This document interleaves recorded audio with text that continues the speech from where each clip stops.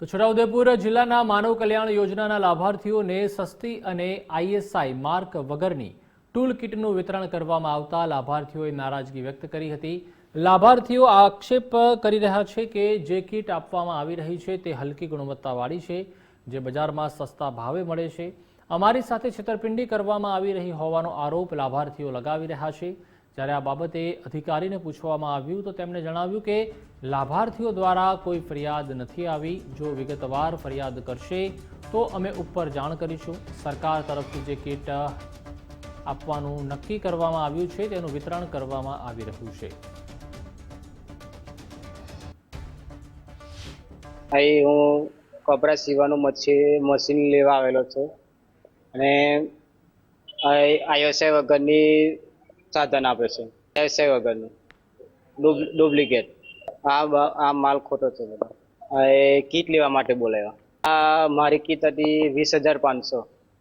આ અંદર એક જ કપડા સીવાનું મશીન છે, એ 6-7 હજારનું હશે। મેં અહીંયા કીટ લેવા માટે આવ્યો છું, પણ કીટ બધું હલકી કક્ષાનું છે, જે તે લોકોને આવેલું છે, પણ બધું ચાલુ કંપનીનો માલ છે। એમ આઈએસઆઈ માર્કાનું હોવું જોઈએ। આવું છેતરવાના ધંધા ના કરવો જોઈએ। જે તે વિતરણ અધિકારી હોય એ સંભાળ લે ને અમે અહીંથી 70 કિલોમીટર સુધી અહીં કવાટમાં બોલાવ્યા, એ બરોબર નથી। જે તે તાલુકાની અંદર, અમારા જેતપુર પાવી તાલુકાની અંદર આપવું જોઈએ। આ દૂધ ડેરીનું અરજી કરેલી કે નકલ આવેલું છે, એટલે ખરી ત્યાં નકલ માર્કા વગરનું છે, એટલે એ નકલ એટલે આપણે નહીં ચાલે।